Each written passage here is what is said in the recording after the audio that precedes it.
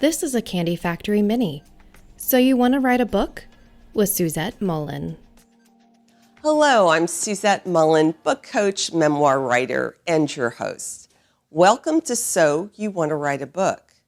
My goal is to break down the challenging process of finding and getting clear on your story so you can finally take action on the book that's been rattling around your head or tugging at your heart.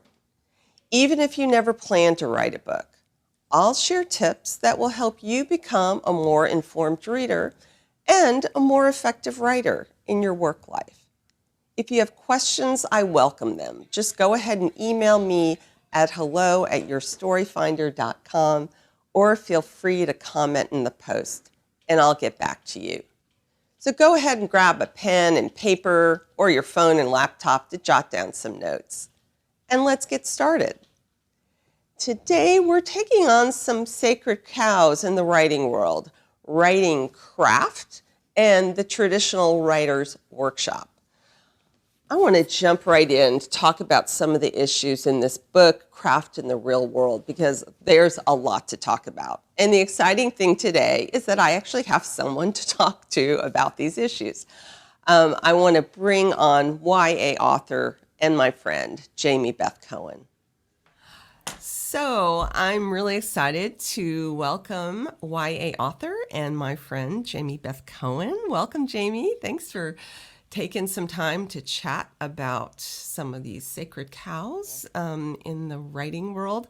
I'm going to read a brief bio of Jamie so listeners can get to know her, who she is. So Jamie Beth Cohen writes about difficult things, but her friends think she's funny, and so do I.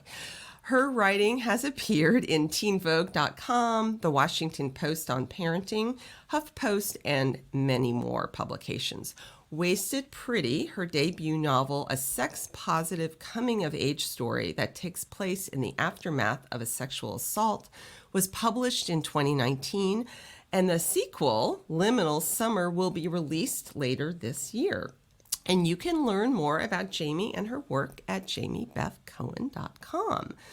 So, Jamie, let's jump right in. So, this book, Craft in the Real World, in my opinion, some of the best books are the books that shake up your thinking about a subject matter, that cause you to look at the world in a different way or a subject in a different way. And for me, this book certainly did that. How about for you? Yeah, well, first of all, thanks for having me. And I always love chatting with you about anything, especially writing related. And this book is such an eye-opening book that I was thrilled that you wanted to talk more about it.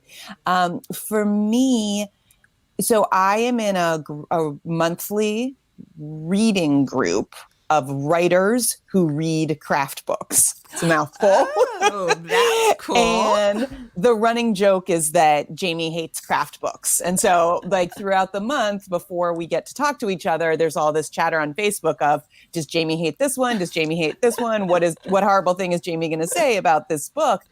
And this book I loved. And everyone sort of went like, oh, thank God, because we couldn't handle another meeting of Jamie complaining about craft books. But what I will say is, in many ways, it was really eye-opening.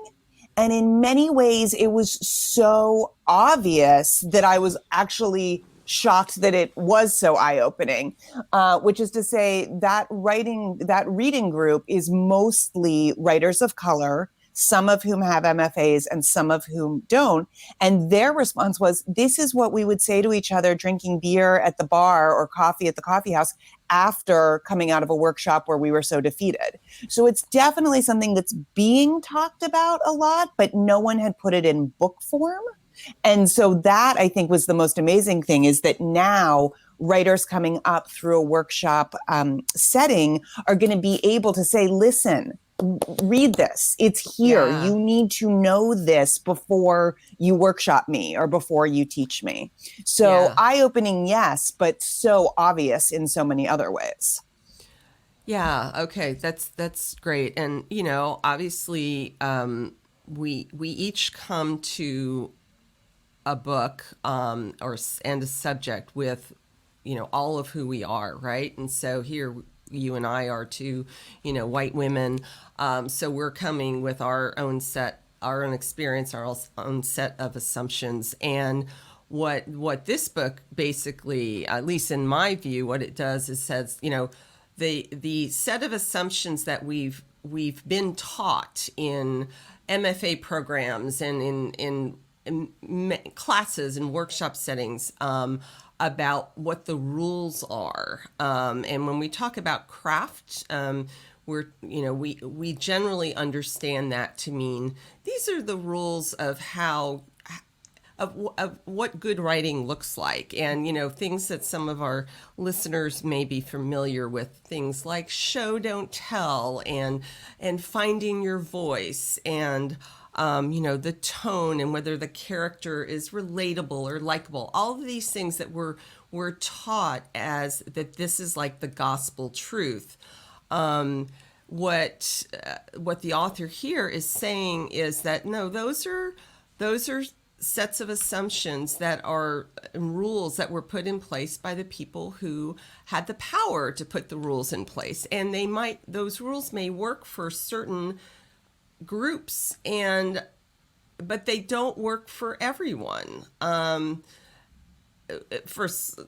Does that ring true to you? Is that your experience of reading the book? Or For sure. I mean, I will say flat out that I am the type of person workshop rules were created for. And so, I mean, to be fair, he goes back to the Iowa Writers Workshop history where it was mostly white men, and I am not a white man. Mm-hmm.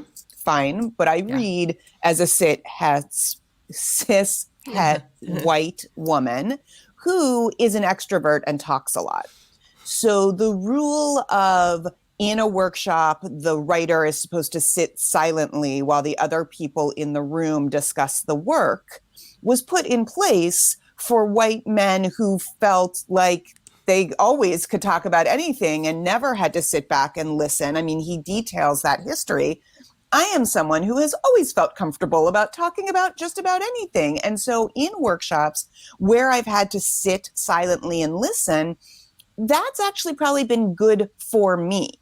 But that's because workshops were created with people and writers like me in mind. And so I think when someone comes to this book, they have to come to this book understanding that even if they've never had a negative workshop experience, that doesn't mean that other people aren't having tons of negative workshop experiences. So breaking open those rules and that experience so that the most people possible have the best possible experience is so key, even if it doesn't speak to one's own experience.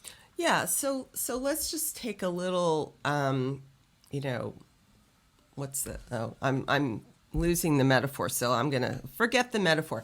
Let's just take a bigger picture view for some of our listeners who might never have been in a workshop before, or might not know what the traditional writer's workshop is. The traditional writer's workshop, as you mentioned, came out of this model from the Iowa Writers Workshop. It came out in the 1940s.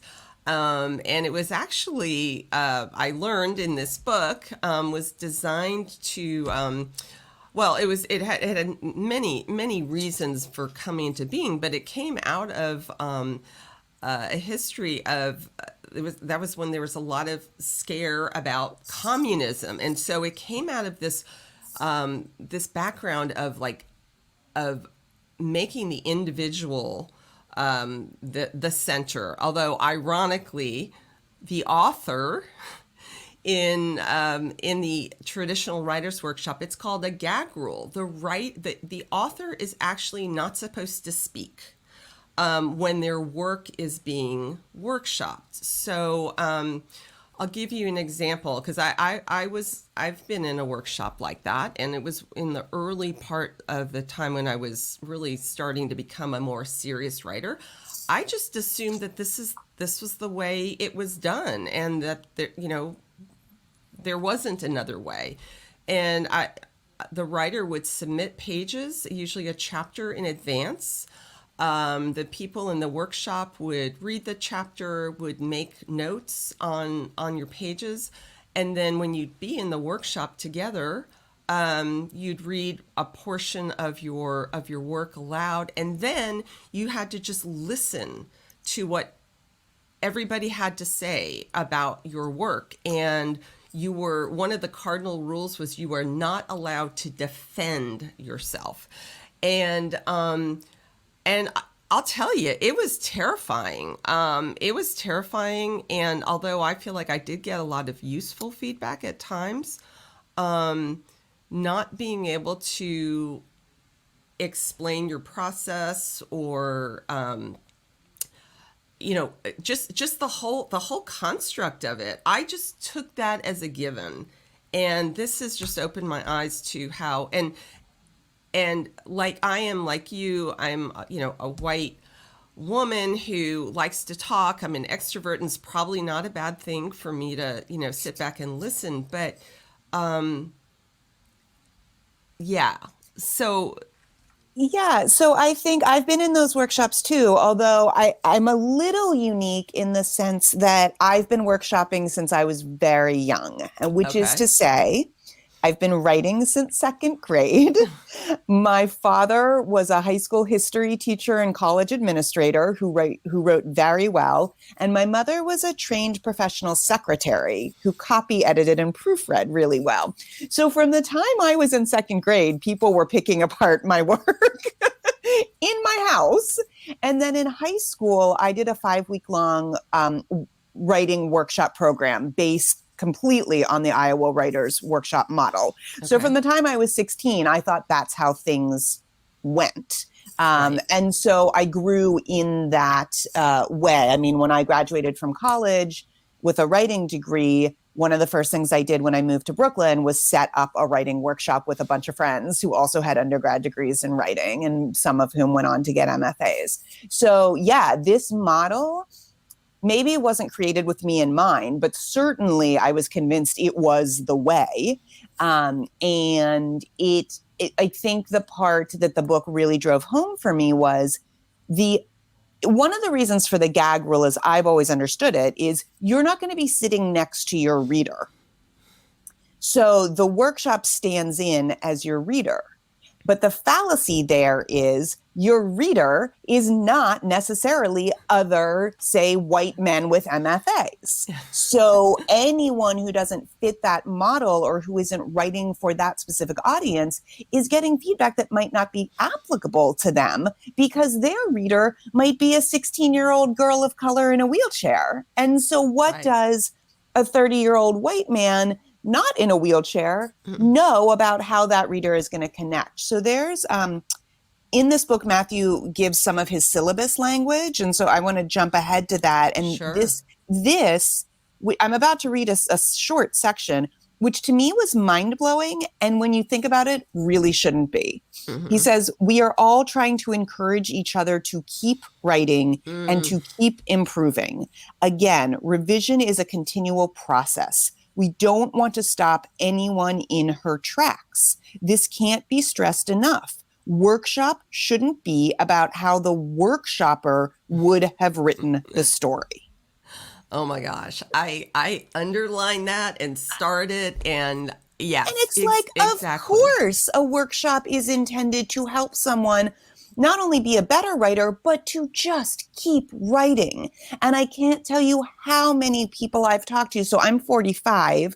How many people I've talked to my age and a little bit younger who have dropped out of MFA programs or who have hated and nearly survived their MFA programs because the workshop rules that were in place did not speak to the kind of writing they wanted to be doing and did not speak to the kind of writer that they were. So yeah, it shouldn't take those couple sentences to blow our minds. And yet here we are. Yeah, I totally agree. I'm thinking back to the workshop. I was in a very intense writer's workshop for about 3 years. It was a weekly writer's workshop. Serious writers, writers who, were intending to publish their work. And some were very accomplished and had, published a number of books, and others were unpublished but were aspiring. And this is not to critique this group because it was operating under this model. And I do feel like I did improve as a writer. But it was traumatic at times, and I remember a couple of moments. One was when I was being workshopped, and one with another writer who was an excellent writer, and she was writing a new piece, and it was going to be a memoir about an abusive relationship that she was in. And, on the outside, this writer presented this, just very professional, perfect front and whatever. And so the scene that she workshopped was about, basically how she was under the control of her, I don't remember if it was a boyfriend or a spouse. And I, at the time, was working with women at a domestic violence shelter. And so even though I hadn't personally experienced it myself, I had some empathy. Well, I had some empathy, and also had, I had heard these stories.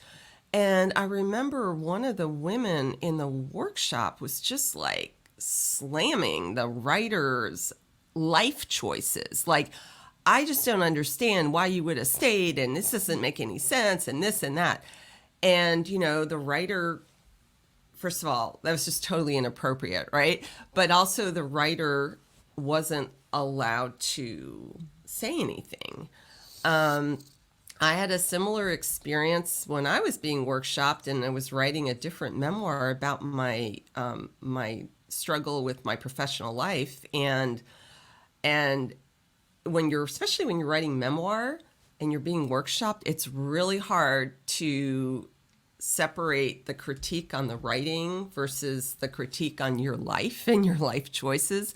And I had these two women in the workshop who both were not mothers. They were very accomplished professionals, but they had never personally dealt with that, that mother, that push pull.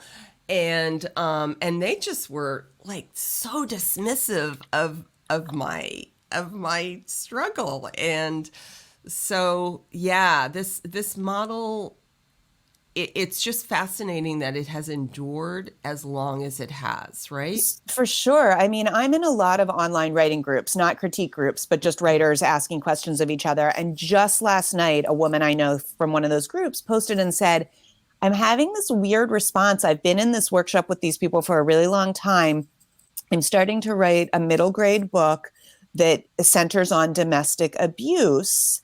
And the comments I'm getting are really prescriptive and are really working against my actual experience. She said, this is not autobiographical, but this is related to things that I know of. And I posted and said, make everyone in your workshop read this before you show them anything else. And I think this is going to be a real watershed moment because lots of people are reading this book. I mean, it's rare that a craft book makes this kind of splash. And I think it's going to be a real watershed moment where people are going to start putting up boundaries and saying, I'm not showing you my work until we agree to these things. And it reminds me, so I started doing anti-racism training and education probably 4 or 5 years ago. And now when I enter into certain conversations, I have this realization of, oh, we're not working with the same assumptions. Like I can't have this conversation in an authentic way until we get to these same assumptions. I'm not always the nicest about it because I have very little tolerance for racism, even unconscious bias. Like it's 2021. Figure out your stuff before you have these conversations. But I feel like the Craft in the Real World book is going to be one of those moments where people are going to say, oh, you're doing it this way. This way has fallen out of favor. Let me teach you a couple new ways that we can do it. And I really think that it's going to have a positive impact on especially marginalized communities, but anyone who's writing about really vulnerable moments. Yeah. I completely agree. And I guess I just want to ask you, um, as we, gosh, as I said to you earlier, before we went on the air, this is a book that we could spend hours on, and I hope that maybe this is just the beginning of our conversation that we can have with each other and with other people, because there's so much to plug into here. But I guess what I'd like to kind of leave the listeners with and conclude our conversation today with is, do you see this changing the way that you will be in community with other writers going forward? That, I guess that's the first part of the question, and also what can listeners who are either in a writer's workshop right now or are contemplating being in one, what do you think that they can take away from this? Sure. From this book? So, like I said, in some ways, this was incredibly eye-opening. In other ways, it was very sort of obvious. And so I do think, because of some of the other work I've done, that in some of the groups I'm in, we were already heading this way. So I don't know that it will drastically change any of the writing workshops that I'm currently a part of. The first thing I did do as soon as I was done with it was hand it to my husband, who teaches freshman writing. It's a required course to college students, many of whom don't consider themselves writers and who've never been in a workshop. And I said, this is going to change your teaching for the better. I'm so excited. So one of the things I'm doing is I'm just telling everyone I know to read it. But I would also say that lots of people don't like craft books. And as I've said, I'm one of them. Reading the preface and the first chapter of this book is almost all that you need. Like, if you're just someone who's like, what is this all about? I can't tell you how many tweets I've seen of, I'm on page 20 of Matthew Salis's craft book, and it's already blown my mind and changed everything I've ever thought. So I would say, and he says it right out, it's not meant to be read from cover to cover. It's meant to be take the parts that you need when you need them. So I would say, don't be afraid of this book. It's money well spent. And even if you just get through the preface and the first chapter, that alone will change, I would think, will change you as a person, you as a writer, and you as a reader enough to have been worth it. And it's super exciting. Yeah, no, super helpful. And just to, answer that question myself, I'm not currently in a writer's workshop, but I have a book coach that is providing me feedback and on my works in progress, and obviously I'm also a book coach. And when I read a lot of the model that he uses for his workshop, it's very question based. It's very inquiry based, asking the writer questions so that they can discover the answers themselves. And that is, in coaching writers, that's kind of a best practices. And this was a great reminder to me in my own coaching practice that I need to be asking more questions and providing fewer, answers. Or, I mean, there's a time and place for both, but being less prescriptive and more inquiry with the writer.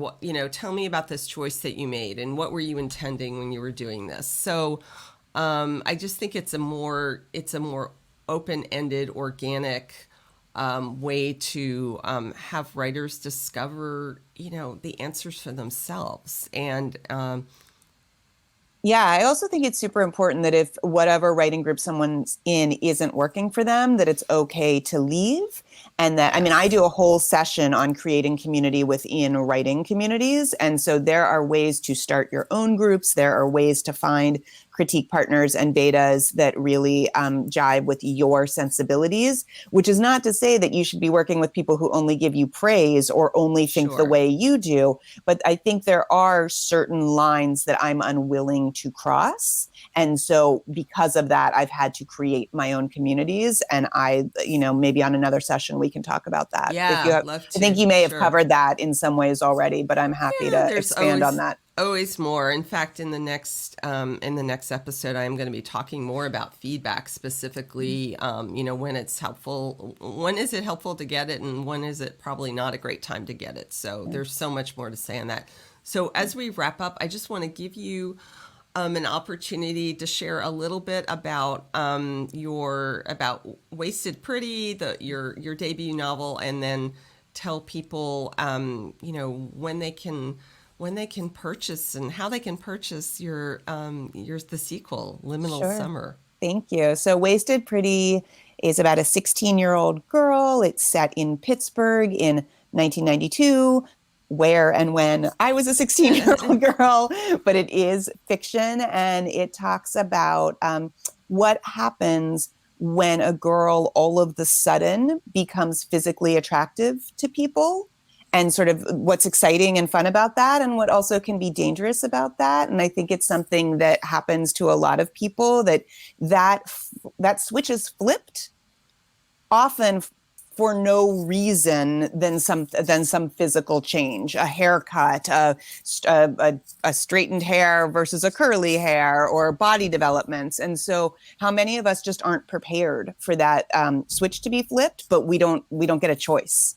And so that book you can get from my website, from Amazon, from Barnes & Noble, from your local independent. Please support local independents. So that's Wasted Pretty by Jamie Beth Cohen. And in November of this year, Liminal Summer comes out. I don't have a pre-order link yet. I will share it when I do. But Liminal Summer picks up with the main character, Alice, when she's 21, the week after she graduates from college. And all of a sudden she's supposed to be an adult, but she doesn't really know what that means. And so it's like a coming of age part 2. Oh, I can't wait. That's going to be awesome. That's going to be really awesome. Well, thank you for taking the time to chat with us today. And thank you for having me. I love watching your shows, and I'm so excited to get to be part of one. Thanks. I hope you've enjoyed this conversation, and I'd love to continue it with you. I invite you to go to my website, yourstoryfinder.com, and sign up for my newsletter, which is chock full of tips to help writers get started, get unstuck, and get their stories out into the world. Now, next time, we're going to talk about the best and the worst times for writers to get feedback on their pages. If you're thinking of starting a book, or you're in the middle of writing one, or you can see the finish line in sight, you won't want to miss this one. In the meantime, happy reading and writing. So You Want to Write a Book is part of the Candy Factory miniseries and is a proud member of the Candy Factory Collective. Over the past 8 years, Suzette has been on a mission to help writers clear the fog and cut through the overwhelm so they can move their ideas out of their head and onto the page. Visit yourstoryfinder.com to learn more about Suzette as well as her writing coach offerings. So You Want to Write a Book is produced by the Candy Factory Collective for So Good Lancaster, another great project of the Candy Factory Co-working in Lancaster, Pennsylvania. The show is produced by Ann Kirby with production support by Anna Tran and Jason Mundock. Administrative support by Ariana Henderson. Find out what makes Lancaster so good at SoGoodLancaster.com. Candy Factory. Collective.